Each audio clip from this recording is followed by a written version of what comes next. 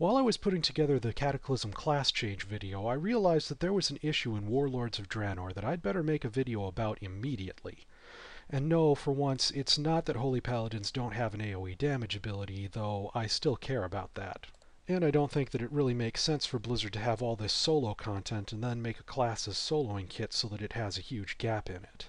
The real issue that I want to address is healer mana regeneration and how it's changing in Warlords. Up until today, healer mana regeneration has been mostly cooldown based. Each class has a cooldown that can restore mana, and each healer needs to choose strategically when to use it. Monks are an exception to this. But in Warlords, Blizzard is moving away from a cooldown based mana regeneration model, and instead they're going to give each healer an ability that restores mana, but choosing to click that ability means you're not choosing to click a heal.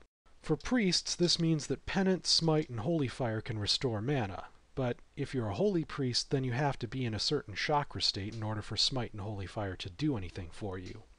For Shaman, this means that Lightning Bolt restores mana. For Monks, this means Crackling Jade Lightning restores mana, but only if you channel it fully. For Druids, Innervate has been changed so that you cast it on yourself and it is not instant cast, and then if you don't heal for 10 seconds total, you get back 5% of your maximum mana. For Paladins, this means that Divine Plea consumes holy power and restores mana. While I like the basic concept of being able to restore mana whenever I like, and I also like how it's part of your kit to actively manage resources, Blizzard's implementation of this makes it look like they've forgotten one of the most important things that you need to keep in mind for class design. The rule that they've forgotten is that players will find what is optimal and then they will do what is optimal. Let me illustrate why I think they've forgotten this. I see basically two situations where a player will click their mana recharge buttons. The first situation is a lull in the battle. A healer can squeeze in an extra global cooldown or two where they don't need to worry about healing, so they pop their mana buttons to just generally keep their mana up. The second situation is, oh snap, something went wrong. Maybe someone didn't get out of the fire fast enough or the healer himself goofed. For whatever reason, the healer is now out of mana and needs to regenerate mana fast.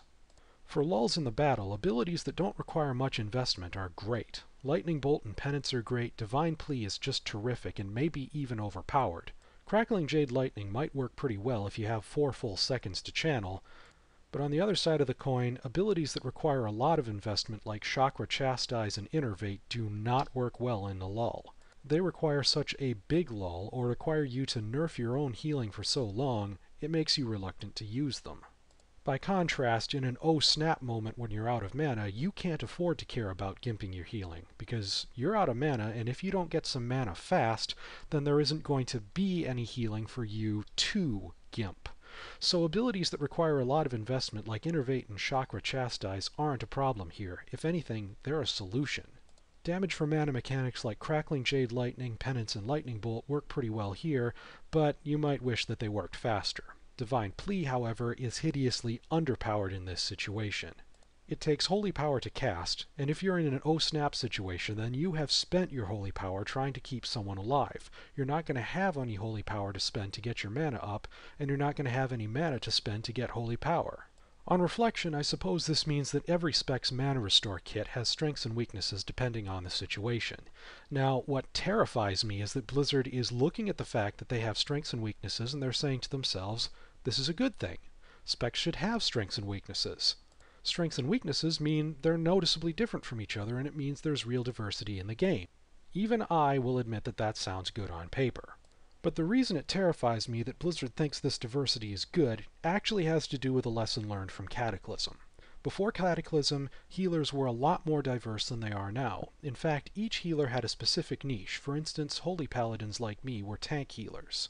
But the fact that healers were so niche back then meant that raid leaders, who are always asking the question, what do I have to do to make my raid optimal? Raid leaders had to choose which specs to take along and which ones not to. They couldn't take a player they wanted along, they had to take a spec along. Blizzard wanted raid leaders to take the player, not the class, so they homogenized healing in Cataclysm.